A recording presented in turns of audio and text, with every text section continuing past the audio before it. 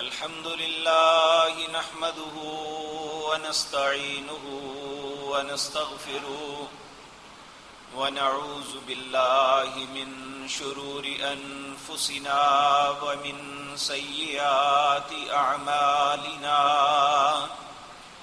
من يهده الله فلا مضل له ومن يضلل فلا هادي له وأشهد أن لا إله إلا الله وحده لا شريك له وأشهد أن محمدا عبده ورسوله أما بعد فإن خير الحديث كتاب الله وخير الحدي حدي محمد صلى الله عليه وسلم وشر الأمور محدثاتها وكل محدثة بدعة وكل بدعة ضلالة وكل ضلالة في النار رب اشرح لي صدري ويسر لي أمري واحلل عقدة من لساني يفقهوا قولي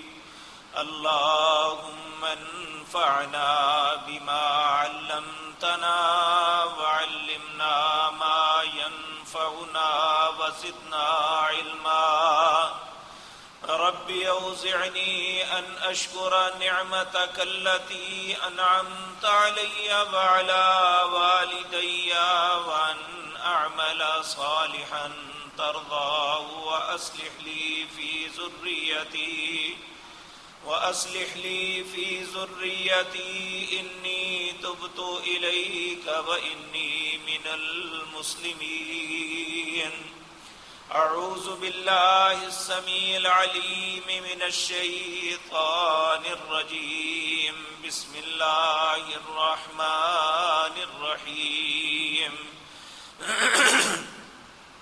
وما كان لمؤمن أن يقتل مؤمنا إلا خطأ ومن قتل مؤمنا خطأ فتحرير رقبة مؤمنة ودية مسلمة إلى أهله إلا أن يصدقوا فإن كان من قوم عدو لكم وهو مؤمن فتحرير رقبة مؤمنة وإن كان من قوم بينكم وبينهم ميثاق فدية مسلمة إلى أهله وتحرير رقبة مؤمنة فمن لم يجد فصيام شهرين متتابعين توبة من الله وكان الله عليما حكيما ومن يقتل مؤمنا متعمدا فجزاؤه جهنم خالدا فيها وغضب الله عليه ولعنه وأعد له عذابا عظيما۔ آج جس دور سے میں اور آپ گزر رہے ہیں، حقیقتاً یہ ایک ایسا وقت ہے کہ نبی کریم صلی اللہ علیہ وسلم نے قیامت کی نشانیوں میں 15 نشانیاں بیان کرنے کے بعد کہا پھر اس طرح فتنے آئیں گے کہ جس طرح تسبیح کا دھاگا ٹوٹ جائے تو پے در پے موتی گرتے ہیں، اس طرح انسانوں کی بستیوں کے اندر فتنے رونما ہوں گے۔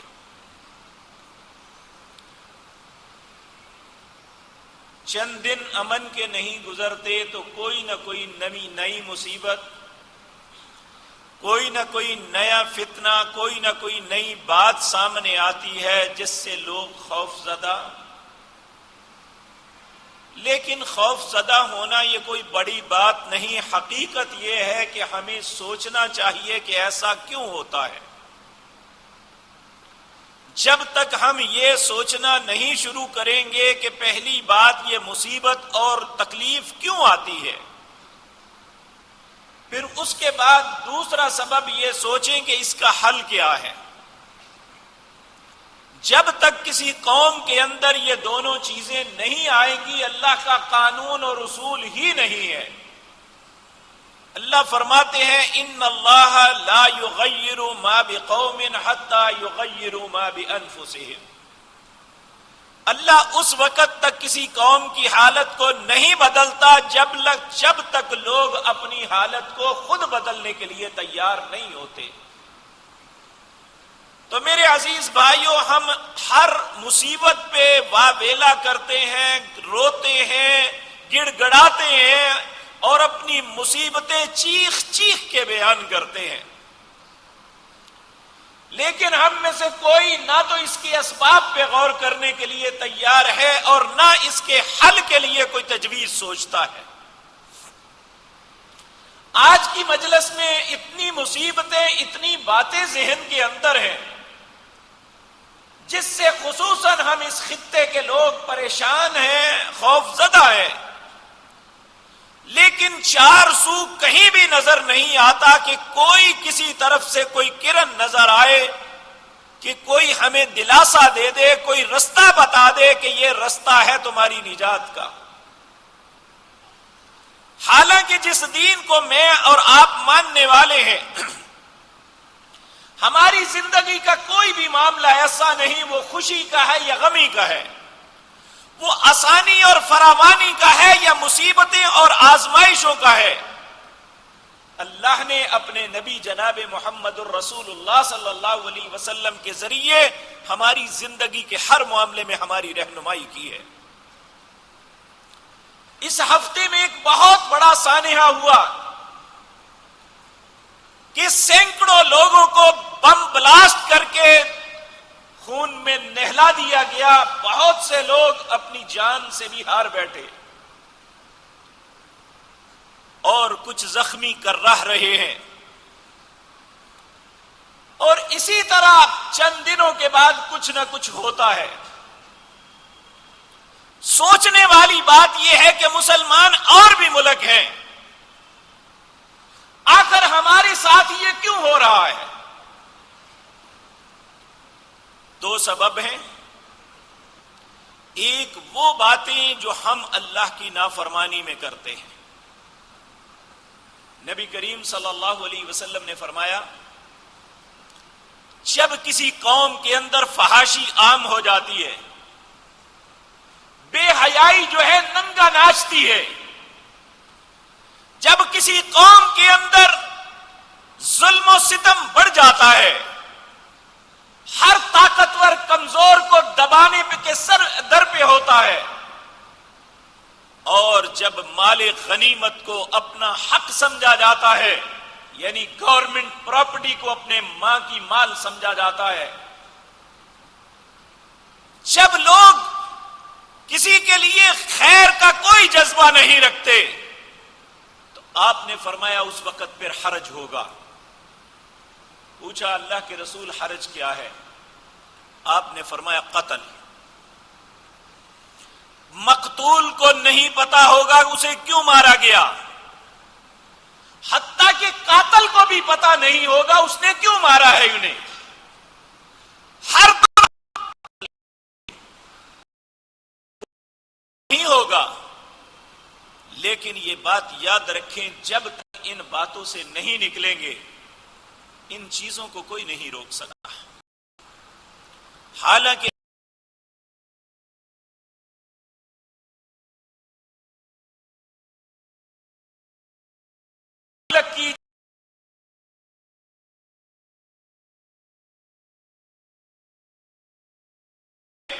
لیکن یہ ختم نہ ہوئی ہے، نہ ہو سکیں گی. یاد رکھو جب تک ہم ان باتوں سے اپنے آپ کو نہیں بچائیں گے جن کی وجہ سے یہ سارا کچھ ہوتا ہے تو ہم ایک خام خیالی کا شکار ہیں. آپ دیکھیں گناہ یا دوسری چیزیں اور قوموں میں بھی ہے. یہ نہیں کہ دوسری قومیں جو ہے وہ فرشتے ہیں، ان کے اندر کوئی غلطی یا بات نہیں ہے، لیکن کم از کم قوم کے لوگوں میں ایک دوسرے کا احساس ضرور ہے. آپ کسی بھی قوم میں چلے جائیں، اپنے علاوہ کسی بھی قوم کے اندر چلے جائیں، اپنے لوگوں کا احساس ہے، وہ اپنے لوگوں کے ساتھ بددیانتی نہیں کرتے، دوسرے کا گلا نہیں کاٹتے، دوسرے کے مال کو ہڑپ کرنے کی کوشش نہیں کرتے، بلکہ خیر خواہی کے جذبات اپنے اندر رکھتے ہیں، اور صرف اسی وجہ سے بہت سی مصیبتوں سے وہ بچ جاتے ہیں۔ ہمارے اندر نہ خیر خواہی کا جذبہ ہے، نہ کسی کے متعلق خیر سوچتے ہیں، ہر انسان حسد کی آگ میں چل رہا ہے کہ میں اپنے پارٹنر کو، میں اپنے شریک کاروبار کو، میں اپنے بازار میں بسنے والے دوسرے لوگوں کو، میں اپنے معاشرے میں اپنے کمپیٹیٹرز کو میں کس طرح برباد کرنا ہے، کس طرح اپنے رستے سے ہٹانا ہے۔ کیا ہمارا اپنے رب پہ بھروسہ نہیں ہے؟ جتنی ہماری مارکیٹوں میں ہمارے کمپیٹیٹر ہیں، جتنے ہمارے مد مقابل وہی کام کرتے ہیں، اگر اللہ انہیں رزق دیتا ہے تو ہمیں نہیں دے سکتا؟ تو یہ ایک ایسی سوچ ہے جو ہمیں تباہی کی طرف لے جا رہی ہے۔ اور لیکن یہ بات یاد رکھیں، اس کا یہ ہرگز مطلب نہیں ہے کہ اگر ایسا ہے تو قتل کرنے والے کو کھلی چھٹی ہے کہ وہ جس کو مرضی مارتا پھرے۔ اللہ رب العزت نے قرآن عزیز سورۃ نساء اس کی آیت نمبر 93 اللہ نے فرمایا وَمَن يَقْتُلْ مُؤْمِنًا مُتَعَمِّدًا فَجَزَاؤُهُ جَهَنَّمُ، جو شخص کسی ایک ایماندار کو قتل کرتا ہے، بہت سے نہیں، ایک، وَمَن يَقْتُلْ مُؤْمِنًا مُتَعَمِّدًا، جان بوجھ کے مارتا ہے، سبب کوئی نہیں ہے یا اسے حق نہیں تھا قتل کا، کہ اب وَمَن يَقْتُلْ مُؤْمِنًا مُتَعَمِّدًا، 5 قسم کے عذابوں میں اللہ اسے مبتلا کرے گا۔ پہلا فَجَزَاؤُهُ جَهَنَّمُ، وہ جہنم کا ایندھن بنے گا، خالدن فیہا، اس آگ میں ہمیشہ رہے گا۔ تیسرا وغضب اللہ علیہ، اس پہ ہمیشہ اللہ کا غضب نازل ہوگا۔ چوتھا ولعنہ، اللہ کی لعنتیں اس پہ برسیں گی۔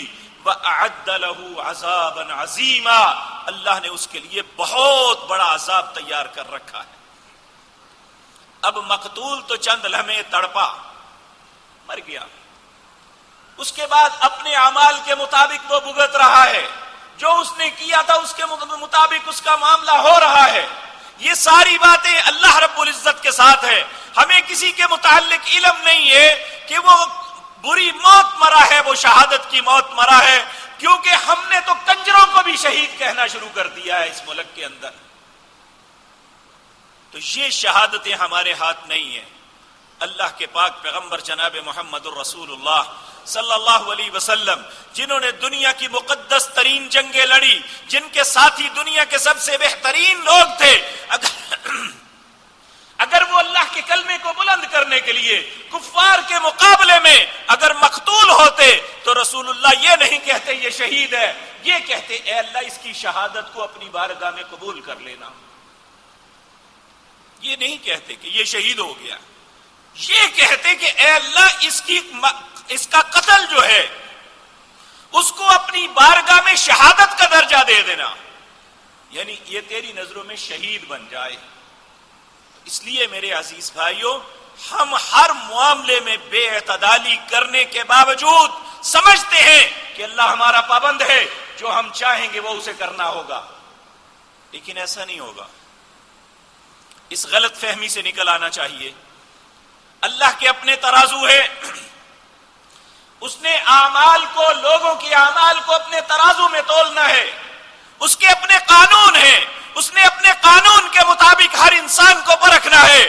اسے نہ میرا کوئی بوجھ ہے نہ آپ کا، حتیٰ کہ اسے انبیاء کا بھی کوئی بوجھ نہیں، وہ جو چاہتا ہے وہ کرتا ہے۔ ان اللہ یفعل ما یرید، اللہ وہ ذات پاک ہے، اللہ وہ ذات پاک ہے کہ جو ارادہ کرتا ہے وہی ہوتا ہے، وہ کسی کے ارادے کا محتاج نہیں ہے۔ آپ دیکھیں سیدنا ابو بکر صدیق رضی اللہ تعالی عنہ، آپ جب زندگی کے آخری دنوں بیمار ہوئے،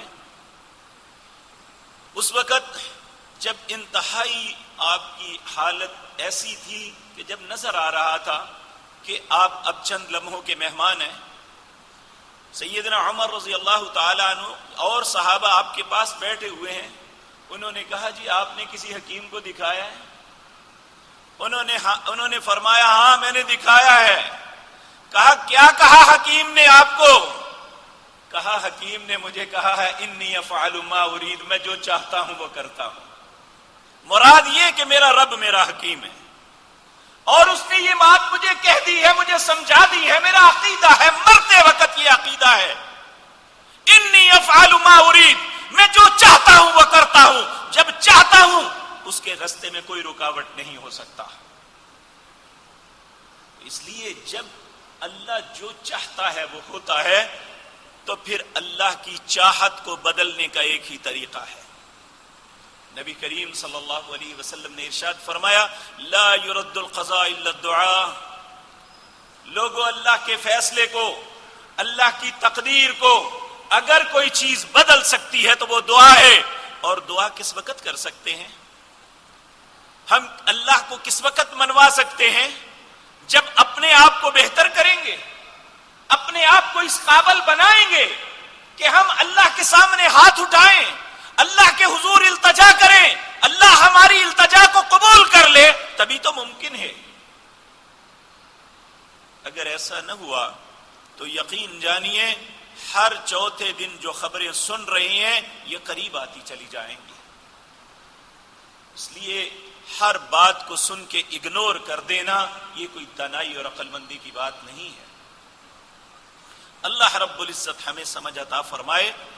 یہ ہم اس معاملے میں بالکل لاپرواہ ہیں، ہمیں کوئی سوچ نہیں ہے کہ ایسا بار بار کیوں ہوتا ہے۔ اور دوسری بات یہ یاد رکھیں، ہم کلمہ گو ہیں، اور ملت کفر کبھی بھی یہ نہیں چاہتی کہ دنیا کا کوئی بھی مسلمان ملک، دنیا کی کوئی بھی مسلمان قوم اتنی قوت اور طاقت میں آ جائے کہ وہ ان کے سامنے کھڑا ہو جائے۔ لیکن یہ بات یاد رکھیں، اللہ کا اصول اور قانون ہے، جب تک تم اللہ کو چھوڑ کے ان غیروں کو خدا اور رہبر سمجھو گے تو تمہارے اندر کبھی نہ غیرت آئے گی اور نہ تم کبھی صحیح رستے پہ آ سکو گے۔ کیونکہ اللہ رب العزت نے قرآن عزیز کے اندر فرمایا وَمَن يَعْشُ عَن ذِكْرِ الرَّحْمَنِ نُقَيِّضْ لَهُ شَيْطَانًا فَهُوَ لَهُ قَرِينٌ وَإِنَّهُمْ لَيَصُدُّونَهُمْ عَنِ السَّبِيلِ وَيَحْسَبُونَ أَنَّهُمْ مُهْتَدُونَ۔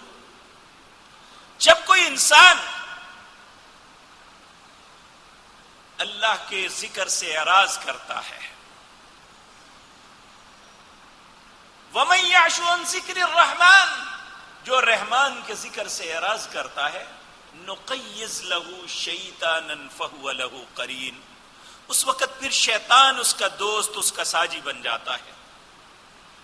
وَإِنَّهُمْ لَيَصُدُّونَهُمْ عَنِ السَّبِيلِ، اور ایسے ایسے ہتھ کنڈے استعمال کرتا ہے، اسے صحیح رستے پہ آنے ہی نہیں دیتا۔ جب بھی اس کی سوچ اصلاح کی بنتی ہے اسے کوئی نہ کوئی بہانہ تراش کے دے دیتا ہے، نہیں یہ معاملہ اس طرح نہیں، اس طرح ہے، اس طرح نہیں، اس طرح ہوا ہوگا، اس لیے اس معاملے میں تم نہ سوچو، کون سا تمہارے گھر میں آگ لگ گئی ہے۔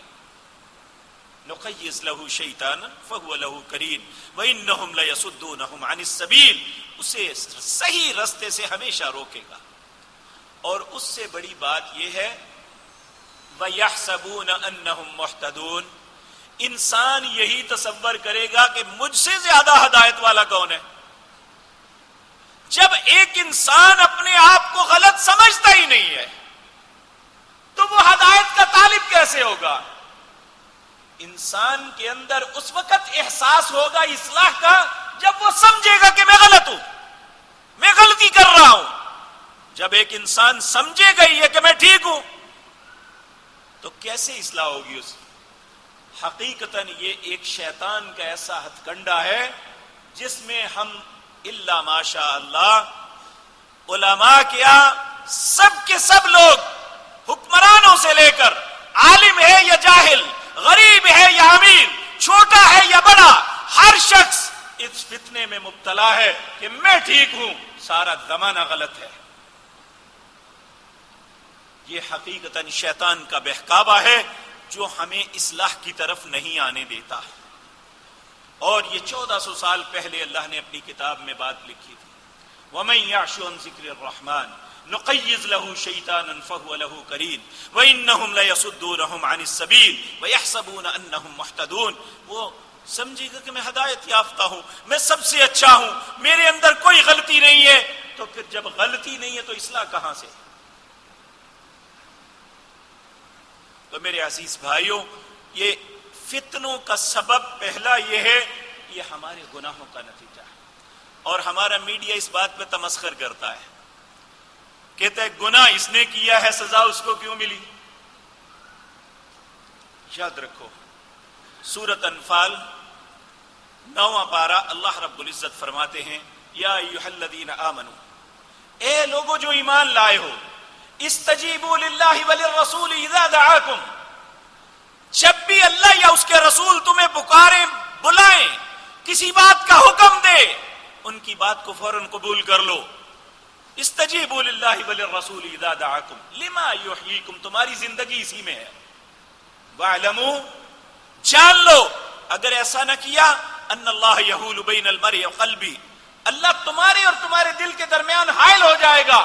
ساری عقلیں ہوں گی, نہیں سمجھ آئے گی, تو اس بات کی نہیں آئے گی کہ ہم ان مصیبتوں میں کیسے پھنسے ہیں. اور پھر کہا واتقوا فتنة لا تصیبن الذین ظلموا منکم خاصہ. لوگوں جب یہ کام ہو جائے, اللہ اور اس کے رسول کی بات کو قبول کرنے سے انکار کر دو, اللہ اور اس کے رسول کی بات کو تسلیم نہ کرو, ہر شخص اپنی منمانی کرے, مذہب کا معاملہ ہے, سیاست کا معاملہ ہے, اور سیادت کا معاملہ ہے, معیشت کا معاملہ ہے, ہر شخص اپنی عقل کے مطابق فیصلے کرنے شروع کر دے, اللہ اور اس کی رسول کی باتوں کو ٹھکرا دو گے, تو پھر یاد رکھو اس کا نتیجہ کیا نکلے گا. واتقوا, ڈر جاؤ اس فتنے سے, لا تصیبن الذین ظلموا منکم خاصہ, جو صرف خاص ظالموں کو نہیں, سارے لوگ اس کی لپٹ میں آ جائیں گے. پھر اگر جن کو تکلیف پہنچی ہے وہ ظالم نہیں ہے, تو پھر یہ یاد رکھنا چاہیے ہمارے ظلم کی وجہ سے وہ شکار ہوئے ہیں. ہمیں ایک اپنے ظلم کا جواب دینا ہے, اور دوسرا ان کی مصیبت کا بھی ہمیں جواب دینا ہے, کیونکہ ہماری وجہ سے یہ سب کچھ ہو رہا ہے. اس لیے میرے عزیز بھائیوں, سب سے پہلی بات سوچنے کی یہ ہے کہ ہم ہر بات کو کوئی نہ کوئی جزدان پہنا کے اسے طاق میں رکھنے کی بجائے ہم دیکھیں کہ ایسا کیوں ہوا ہے. اور پھر وہ لوگ جو اسے نیکی سمجھ کے کر رہے ہیں, حالانکہ دنیا میں نبی صلی اللہ علیہ وسلم نے فرمایا انسان اس وقت تک کوئی بھی گناہ کرے اس کا ایمان تو گھٹتا ہے لیکن ایمان ختم نہیں ہوتا. چور چوری کرتا ہے, کہا اس وقت اس کا ایمان گھٹ جاتا ہے, دوبارہ جب اس وقت جس طرح تم قمیض کو اتار دیتے ہو پھر اسے پہنتے ہو, اس طرح جب انسان چوری کرتا ہے, جب انسان زنا کرتا ہے, جب کوئی اور گناہ کرتا ہے, جس طرح تم قمیض اتارتے ہو تمہارا ایمان الگ ہو جاتا ہے, پھر جب دوبارہ پہنتے ہو تو اس کی وہ کیفیت نہیں ہوتی جو پہلے تھی. لیکن ایک قتل ایسا جرم ہے جب یہ انسان کوئی کرتا ہے, کسی ایماندار کو مارتا ہے, تو اس کی ہمیشہ کے لیے ایمان کی قمیض اتر جاتی ہے, وہ ایمان کی چھتری سے خالی ہو جاتا ہے, وہ اللہ کے غضب کا ہمیشہ کے لیے مستحق بن جاتا ہے, یہاں تک کہ یا وہ سزا پالے, یا وہ معافی مانگ لے, یا وہ کسی طرح اللہ رب العزت کے حضور گڑ گڑائے, تو شاید اللہ اس کے لیے کوئی معافی کا رستہ, وگرنہ اگر بے توفیق کسی طرح مر گیا تو اس کے لیے یہ 5 سزائیں ہیں. وَمَن يَقْتُلْ مُؤْمِنًا مُتَعَمِّدًا فَجَزَاؤُهُ جَهَنَّمُ خَالِدًا فِيهَا وَغَضِبَ اللَّهُ عَلَيْهِ وَلَعَنَهُ وَأَعَدَّ لَهُ عَذَابًا عَظِيمًا. اس لیے میرے عزیز بھائیو, یہ کوئی ایسا معاملہ کر دینا, یہ وہ لوگ بھی سمجھ لیں. حقیقت بات یہ ہے کہ اس وقت یہ ایک ہماری حکومت کی بھی غلط فہمی ہے, ان کے ذہن میں یہ ہے کہ یہ مذہبی لوگ کر رہے ہیں. داڑھی رکھ لینا, قرآن پڑھ لینا, یہ تو عیسائی بھی کر لیتے ہیں. یہ لوگ یاد رکھیں، ہم نے پرانی بات چھوڑے، آج نئی بات ہے کہ ڈیرہ اسماعیل خان کے اندر ایک مدرسے کا محتمم شیخ الحدیث 20 سال سے وہاں پڑھاتا تھا اور وہ یہودی تھا. اور یہ ہمیشہ یاد رکھے، مسلمانوں کے اندر فتنہ ڈالنے کے لیے مسلمانوں کا روپ دھار کے ہمیشہ یہودیوں نے یہ کام کیا. اور سب سے پہلے یہ کانسیپٹ دینے والا بھی ایک یہودی تھا جس کا نام عبداللہ بن سبا تھا. اور یہ شخص، اس نے کہا میدانوں میں مسلمانوں کے ساتھ نہیں لڑ سکتے. اس نے کہا پھر کیسے کریں؟ لوگوں نے اس سے کہا کیسے کریں؟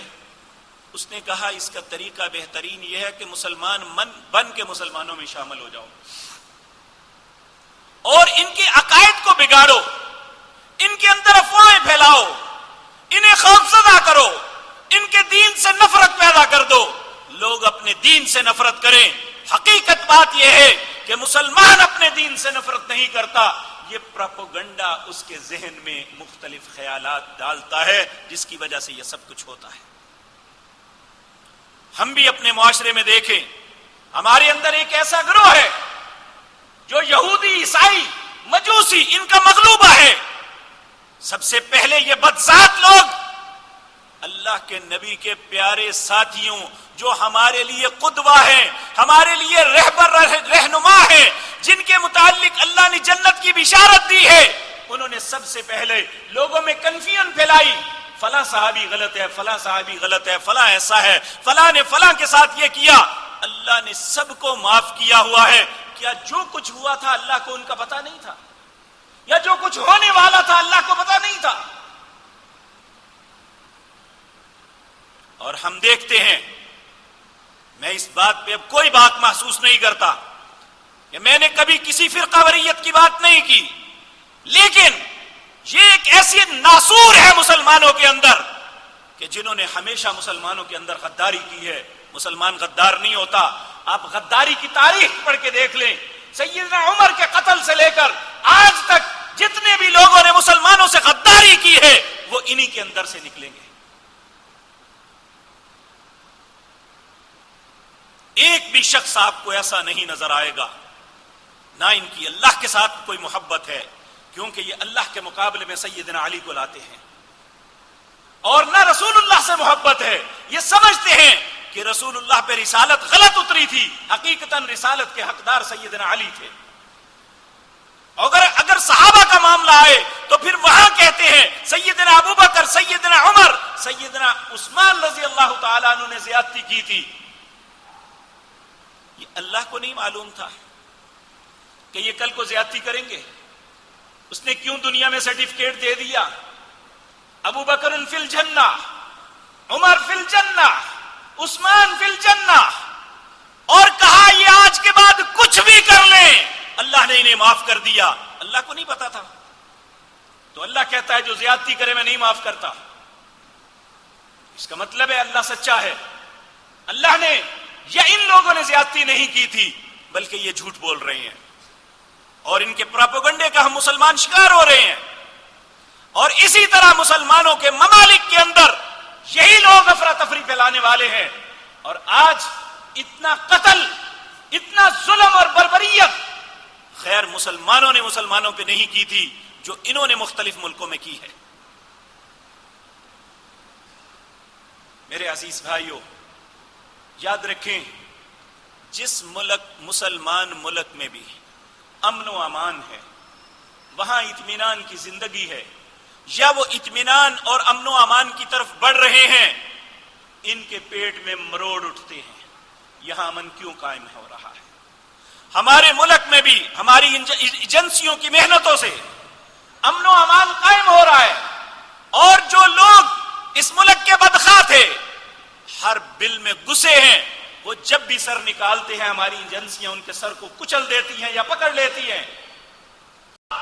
وَلَا يَنظُرُ إِلَيْهِمْ، اللہ اس پہ نظر رحمت سے نہیں دیکھے گا یوم القیامت، قیامت کے دن.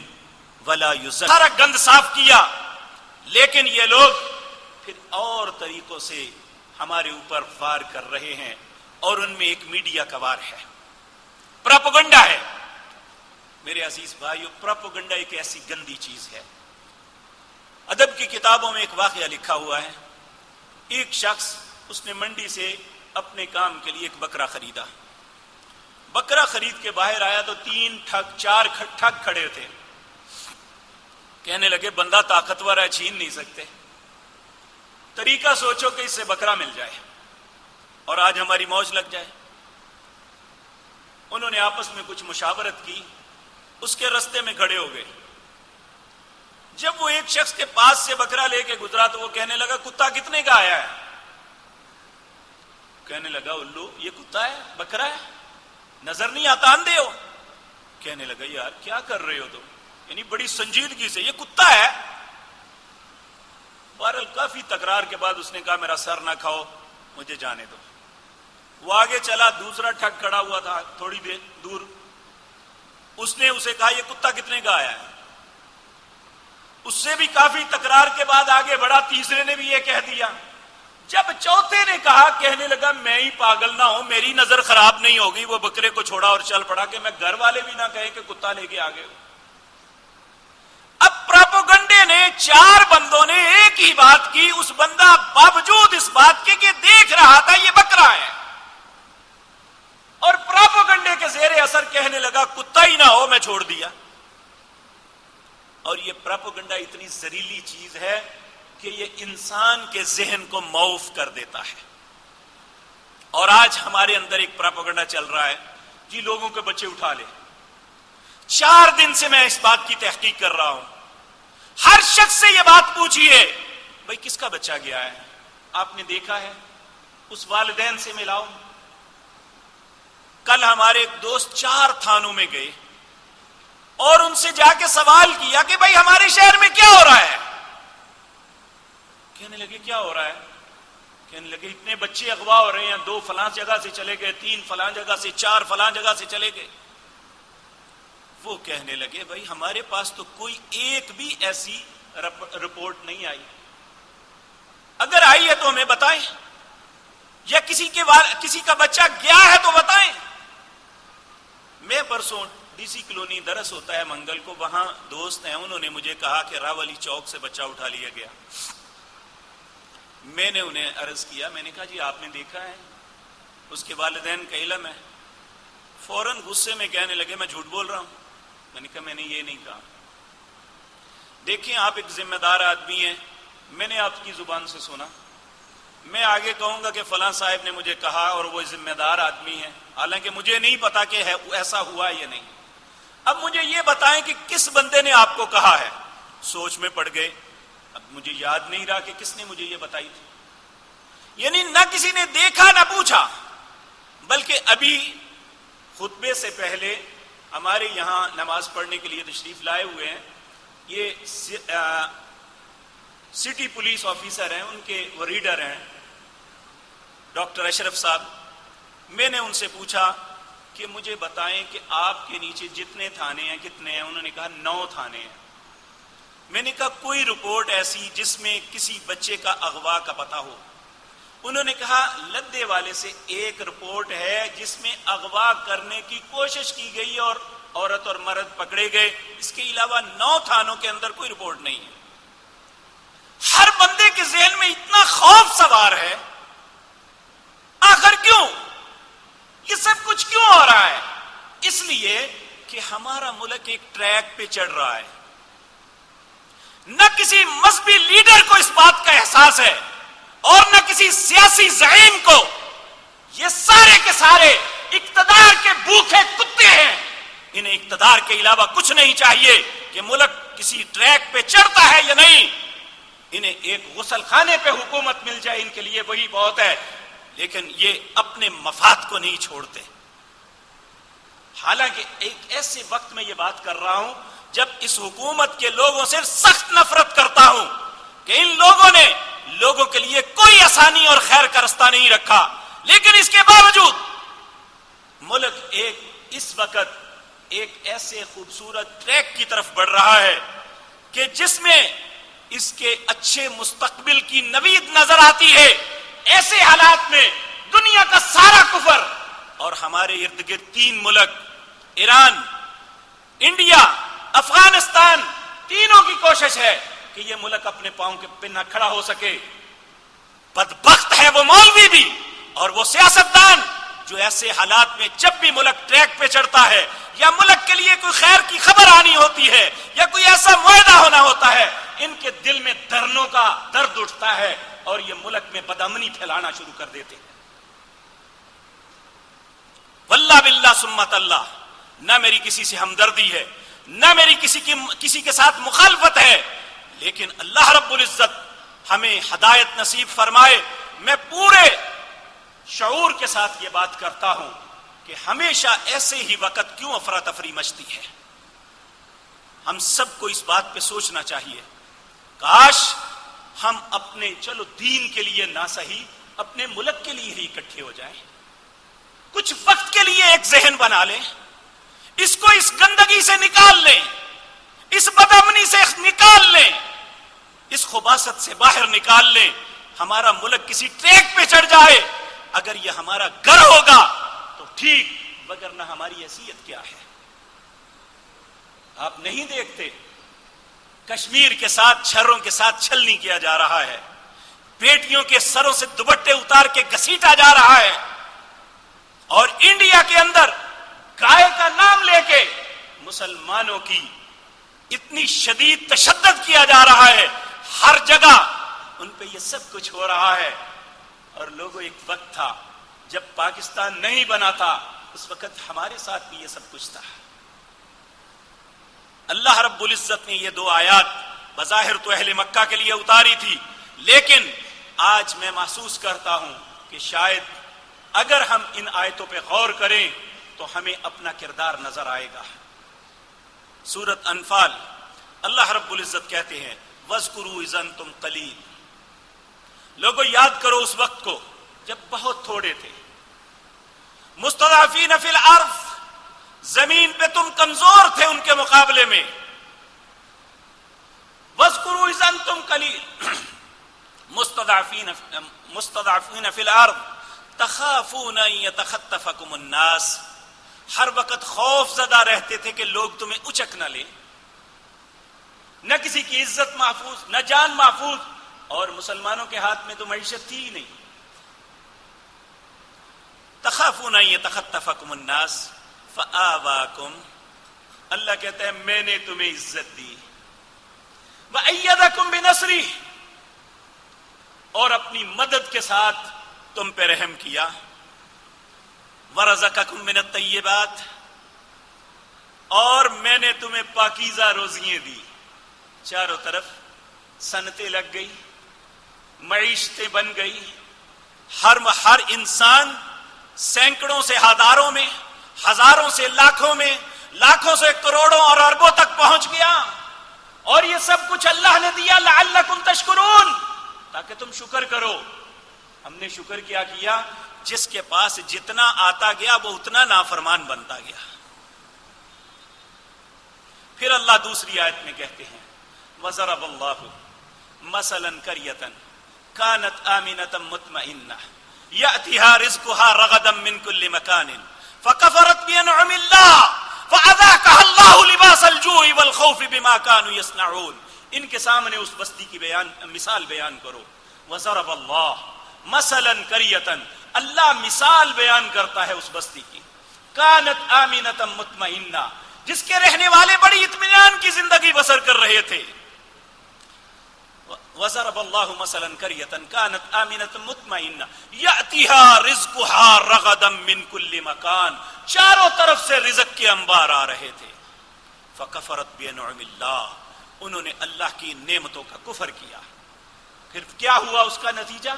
فَأَذَاقَهَا اللَّهُ لِبَاسَ الْجُوعِ وَالْخَوْفِ، اللہ نے بھوک اور خوف کا لباس مسلط کر دیا. آج ہماری معیشتیں ٹوٹ رہی ہیں، آج ہماری معیشتیں تنگ ہیں، آج ہمارے معاملات بکھر رہے ہیں، آج ہم پہ ہر قسم کا خوف مسلط ہے.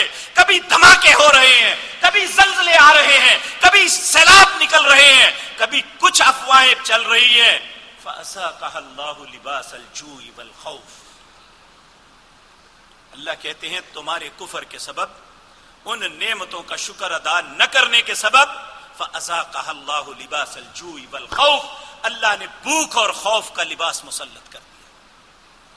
کیوں کیا؟ بما كانوا يصنعون، جو تم کرتے تھے یہ اس کا بدلہ ہے. تو میرے عزیز بھائیوں، سب سے پہلی بات جو میں نے عرض کی کہ یہ قتل و غارت گری، اس کا سبب ہمیں اس پہ غور کرنا چاہیے. یہ ہمارے گناہوں کے سبب یہ سارا کچھ ہو رہا ہے. نمبر 2 کہ اگر معاشروں میں گناہ پھیل جائیں تو اس کا مطلب یہ نہیں کہ کوئی قتل کرنا شروع کر دے، یہ بھی بات غلط ہے. تیسرا یہ کہ ہم اپنے جذبات پہ قابو رکھیں اور کوئی بھی خبر آئے. اللہ رب العزت سورت حجرات میں فرماتے ہیں یا ایھا الذین آمنوا ان جاءکم فاسق بنبأ فتبینوا، اہل ایمان جب بھی تمہارے پاس کوئی ایسی خبر آئے جو تمہیں خوف زدہ کرتی ہے، جو تمہیں کسی پریشانی میں مبتلا کرتی ہے یا کچھ بھی ہے، فتبینوا، اس پہ یقین کرنے سے پہلے تصدیق کر لو. فتبینوا، اگر تصدیق نہ کی تو کیا ہوگا؟ ان تصیبوا قوما بجہالۃ فتصبحوا علی ما فعلتم نادمین، تم کوئی ایسا کام کر بیٹھو گے تمہیں ندامت پریشانی کے علاوہ کچھ نہیں ملے گا. اور چوتھی بات آخری یہ میرے عزیز بھائیوں، ہم 2 دن کے بعد اپنا یوم آزادی منانے جا رہے ہیں. آزادی کا مطلب یہ نہیں تھا کہ جب یہ دن آئے ہماری موٹر سائیکلوں کے سلنسر نکل آئیں، ہماری گاڑیاں ان کے ڈیک، ان کے بڑے بڑے لاؤڈ سپیکر لگ جائیں اور ہر شخص اپنی زبان اور آواز کو پھاڑ پھاڑ کے اکڑ اکڑ کے باہر نکلے. اللہ کو سب سے زیادہ ناپسند وہ انسان ہے جو تکبر کے ساتھ زور زور سے منہ پھاڑ کے باتیں کرتا ہے اور تکبر کے ساتھ باہر نکلتا ہے. اللہ کی نظروں میں ان من اشرار الناس، بدترین لوگوں میں یہ لوگ ہیں. اور ہم کیا کر رہے ہیں؟ کیا اللہ کا شکر ادا کرنے کا یہی طریقہ ہے؟ جس اللہ نے آزادی کی نعمت سے نوازا، جس اللہ نے رہنے کے لیے ایک گھر ملک دیا، کیا اس کا تقاضا یہی ہے جو ہم کر رہے ہیں؟ ہمیں ہوش میں آنا چاہیے. اگر یہی کچھ کریں گے تو کم از کم یہی سوچ لیں کہ اس وقت جن مصیبتوں میں ہمارا ملک گرا ہوا ہے، ہمیں اسے نکالنے کی کوشش کرنی چاہیے، نہ کہ ہم آپے سے باہر ہو کے ایک دن ہو ہا ہا کر کے دوسرے دن پھر اگلے دن رونا شروع کر دیں. یہ دنیا کا کوئی عقل مند اور دانا انسان کا معاملہ نہیں ہے. اللہ ہمیں سمجھ نصیب فرمائے اور کوئی بھی معاملہ ہے ہم ہوش کے ساتھ کریں. جو اسلام ہمیں کہتا ہے یاد رکھیں، نعمت پہ اللہ کا شکر ادا کرنا. اللہ رب العزت فرماتے ہیں ان شکرتم لازیدنکم، اگر تم میری دی ہوئی نعمتوں پہ شکر کرو گے میں اور نعمتیں دوں گا. ولئن کفرتم، اگر کفر کرو گے تو ان عذابی لشدید، پھر میرا عذاب بڑا سخت ہے. اللہ ہم سب کو اپنے عذابوں سے، اپنے غصے اور ناراضگی سے محفوظ رکھے. اقول قولی ھذا واستغفر اللہ.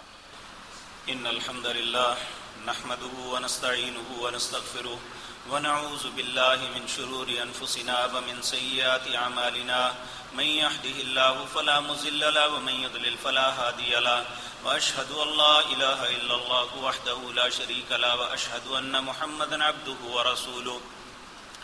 اللهم صل على محمد وعلى آل محمد كما صليت على إبراهيم وعلى آل إبراهيم إنك حميد مجيد. اللهم بارك على محمد وعلى آل محمد كما باركت على إبراهيم وعلى آل إبراهيم إنك حميد مجيد. حضرات محترم، یہ محمد ریاض صاحب ہیں، رضا الہی سے وفات پا گئے ہیں. نماز کے بعد انشاءاللہ ساتھی سنن اور نوافل بعد میں ادا کریں، پہلے ان کا جنازہ پڑھیں گے. ایک بھائی نے کہا ہے کہ میرا بیٹا عرصہ 3 سال سے کینسر کے موذی مرض میں مبتلا ہے، اب آخری سٹیپ پہ ہے. ڈاکٹروں نے جواب دے دیا. اللہ کے حضور دعا کرے اللہ آسانی پیدا فرما دے. اے اللہ جو بھی ہمارے بھائی کے لیے بہتر ہے وہ فیصلہ کر دے. اے اللہ ان کے گھر والوں کو اس سخت آزمائش سے نجات عطا فرما دے. ایک بھائی نے کہا کہ میرے والد محترم سخت بیمار ہیں، 1 سال ہونے کو آیا، فرق نہیں محسوس ہو رہا، اللہ ان پہ اور سب بیماروں پہ رحم فرمائے۔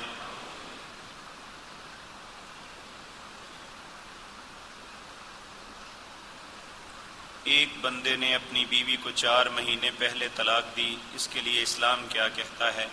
3 مہینے تک اگر اس نے پہلی طلاق دی ہے یا دوسری طلاق دی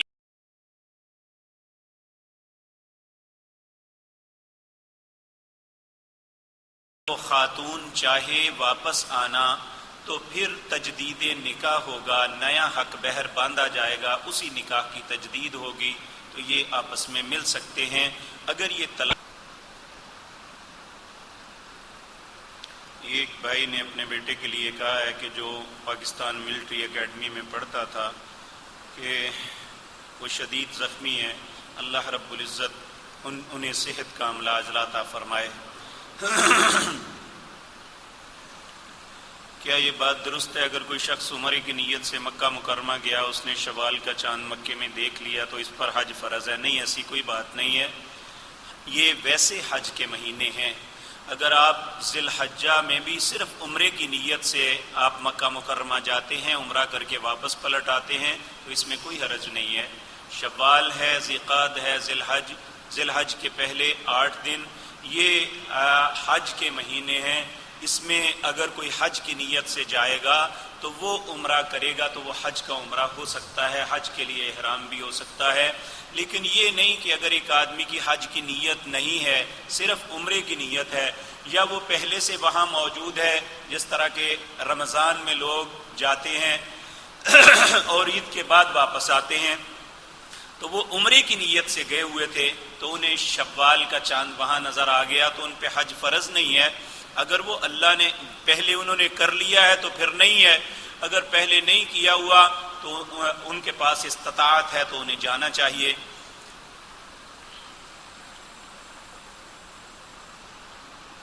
قرآن کریم پڑھتے وقت سجدے فرض ہیں یا کہ نہیں؟ فرض نہیں ہے، لیکن یاد رکھیں اس کے متعلق اگر کوئی شخص تکبر سے سجدہ نہیں کرتا تو وہ شخص گناہگار ہوگا۔ اگر کسی وقت نہیں بھی کیا، جس طرح رسول اللہ صلی اللہ علیہ وسلم نے سورۃ نجم پڑھی تو آپ نے سجدہ نہیں بھی کیا تھا۔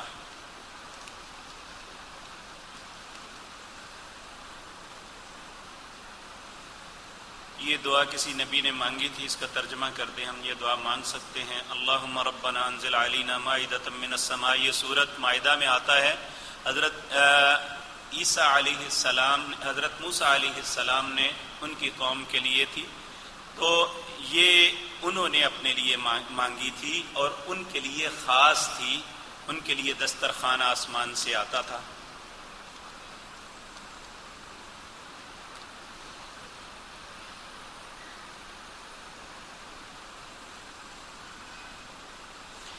بھائی نے کہا ہے کہ وابٹا لیبر یونین گیپکو کی طرف سے گجرانوالہ ہیڈ آفس کے بعد سکرین ویزا ہیں جس پر لکھا ہے شکاگو کے شہداء کی عظمت کو سلام۔ مسلمانوں کی طرف سے کفار کو شہید کہنا، ان کی عظمت کو سلام کرنا اسلامی نقطۂ نظر سے وضاحت فرما دیں۔ بالکل غلط ہے، غیر مسلم کو سلام میں پہل کرنے کی بھی اسلام میں اجازت نہیں ہے۔ یہ یاد رکھیں کہ اسلام کے اندر غیر مسلمان کو سلام کرنے، وہ سلام کرے تو اس کے جواب میں اس طرح نہیں کہنا، صرف وعلیکم کہنا ہے۔ یہ اسلام کا طریقہ کار ہے۔ نبی صلی اللہ علیہ وسلم جب بھی کسی غیر مسلمان حکمران کو خط لکھتے تو کہتے، اوپر لکھتے من محمد الرسول اللہ صلی اللہ علیہ وسلم، یہ خط محمد الرسول اللہ کی طرف سے ہے۔ آگے لکھتے سلام علی من اتبع الہدی، سلامتی اس کے لیے ہے جس نے ہدایت کی پیروی کی۔ ہدایت کیا ہے؟ نبی کریم صلی اللہ علیہ وسلم کے دنیا پہ آ جانے کے بعد پہلی سارے انبیاء کی جتنی تعلیمات تھی سب کینسل، اور اللہ نے حکم دے دیا وَمَن يَبْتَغِ غَيْرَ الْإِسْلَامِ دِينًا فَلَن يُقْبَلَ مِنْهُ، اسلام کے علاوہ کسی اور دین میں کوئی بھلائی تلاش کرے گا تو اسے نہیں ملے گی۔ رسول اللہ صلی اللہ علیہ وسلم نے فرمایا کسی کچے یا پکے گھر میں دنیا کے کسی بھی کونے پر جس کے گھر تک میری نبوت کی آواز پہنچی، اس نے میری نبوت کو قبول نہیں کیا تو وہ جہنم میں جائے گا۔ اس لیے انہیں شہید کہنا تو دور کی بات ہے، وہ تو جہنم کے کتے ہیں، اور ان کے لیے ان کی عظمت کیا ہے؟ کافر کی عظمت اسلام کی ہے۔ وَلِلَّهِ الْعِزَّةُ وَلِرَسُولِهِ وَلِلْمُؤْمِنِينَ وَلَكِنَّ الْمُنَافِقِينَ لَا يَعْلَمُونَ۔ عزت عظمت اللہ کے لیے ہے، اس کے رسول کے لیے ہے اور ایمانداروں کے لیے ہے۔ یہ بات منافقوں کو سمجھ نہیں آئے گی۔ سورۃ منافقون 28واں پارہ اور اس کا دوسرا رکوع آپ پڑھ لیں۔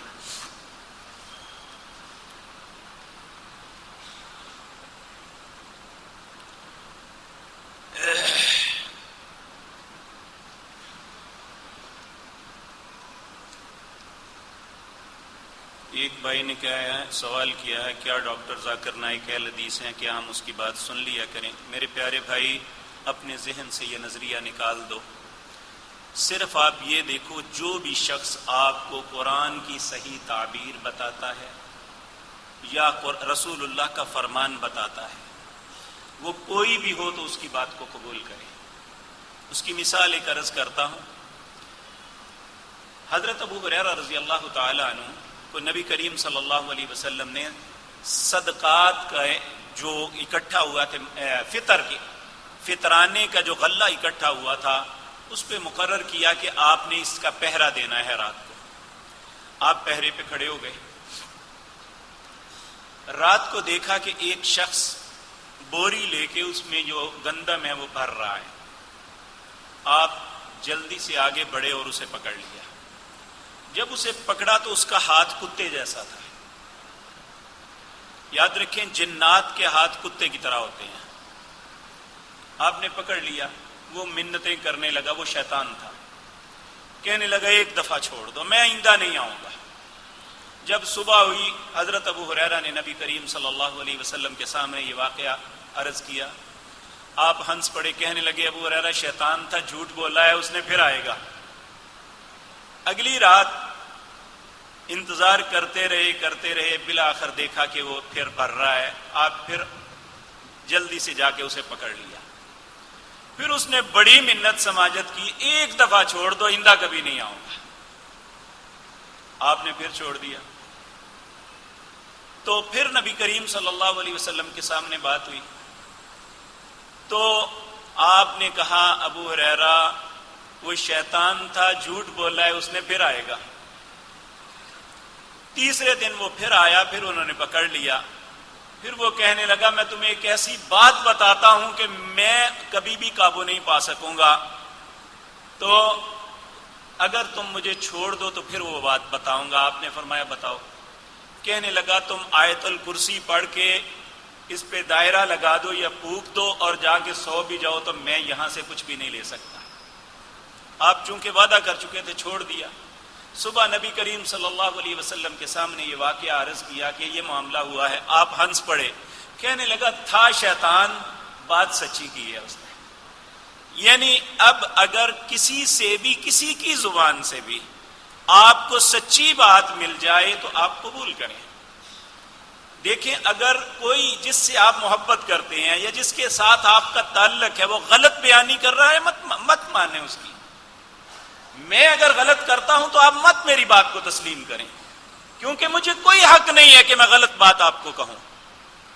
تو ڈاکٹر صاحب بھی ایک اچھے انسان ہیں اور وہ کتاب و سنت کی دعوت دیتے ہیں، جو صحیح بات کہیں ان کی ماننی چاہیے۔ دیکھیں، ہمارے لیے دو چیزیں اصول ہیں، ایک قرآن، ایک رسول اللہ کا فرمان۔ نبی کریم صلی اللہ علیہ وسلم نے فرمایا ترکت فیکم امرین لن تضلوا ما تمسکتم بہما کتاب اللہ و سنتی۔ لوگوں، دو چیزیں چھوڑ کے جا رہا ہوں تم میں، جب تک ان دو چیزوں کو تھامے رکھو گے گمراہی نہیں آئے گی۔ ایک اللہ کی کتاب ہے اور دوسرا محمد الرسول اللہ کا فرمان ہے۔ اس لیے یہ مت سوچو کہ جو بتانے والا ہے اس کا کس فرقے سے تعلق ہے، صرف یہ اس کی تحقیق کرو جو اس نے بتایا ہے یہ اللہ کے قرآن میں ہے، رسول اللہ کے فرمان میں ہے، اگر ہے تو تسلیم کرو، اگر نہیں ہے تو بے شک اپنا کیوں نہیں مت مانو، کیونکہ وہ غلط کر رہا ہے۔ تو اللہ رب العزت ہمیں سمجھ عطا فرمائے. اللهم انصرنا ولا تنصر علينا واعزنا ولا تذلنا وزدنا ولا تنقصنا وارحمنا انت مولانا فانصرنا على القوم الكافرين. اللهم اعز الاسلام والمسلمين واذل الشرك والمشركين. اللهم دمر اعداء الدين. اذهب الباس رب الناس واشف انت شافي لا شفاء الا شفاؤك شفاء لا يغادر سقما. اللهم اشفنا بشفائك وداونا بدوائك واغننا بفضلك عمن سواك. اے اللہ تو اپنے ارحم الراحمین ہم سب پہ رحم فرما. اے اللہ ہمارے ملک میں امن و امان پیدا فرما. اے اللہ جو اس ملک کے بدخواہ ہیں اللہ انہیں ہدایت دے. اے اللہ اگر ان کے مقدر میں ہدایت نہیں ہے تو انہیں برباد کر دے. اے اللہ ہمارے ملک کی حفاظت فرما. اے اللہ اس کے رہنے والوں کی حفاظت فرما. اے اللہ کوئٹے کے اندر جو لوگ مقتول ہوئے ہیں انہیں معاف فرما دے. اے اللہ جو مقتول ہوئے ہیں انہیں معاف فرما دے. اے اللہ ان پہ رحم کر دے. اے اللہ انہیں معاف کر دے. اے اللہ اپنے پاس سے اپنی رحمت ان پہ نازل فرما. اے اللہ جن لوگوں نے یہ کردار ادا کیا ہے انہیں تباہ و برباد کر دے. اے مالک الملک ہم سب پہ رحم کر دے. اے اللہ تو ہم مسلمانوں پہ رحم کرنے والا. اے اللہ تو ساری دنیا پہ رحم کرنے والا اور خصوصاً اپنے بندوں خاص بندوں پہ رحم کرنے والا. اے اللہ ہم تجھ کو ماننے والے تیرے نبی کا کلمہ پڑھنے والے اے اللہ ہم سب پہ رحم فرما دے. اے اللہ ہمارے گھروں میں آسانیاں خوشیاں پیدا فرما دے. اے اللہ ہماری اولادوں کی اصلاح فرما دے. اے اللہ ہماری اولادوں کی اصلاح فرما دے. اے اللہ ہماری بیویوں کو ہمارے اولادوں کو ہماری آنکھوں کی ٹھنڈک بنا. اللہ ہمارے ماں باپ پر رحم فرما. اللہ ہمارے ماں باپ پر رحم فرما. اے اللہ ہمارے ماں باپ پر رحم فرما. اللہم انصر من نصر دین محمد صلی اللہ علیہ وسلم واجعلنا منہم واخذل من اعرض عن دین محمد صلی اللہ علیہ وسلم. سبحان ربك رب العزة عما يصفون وسلام على المرسلين والحمد لله.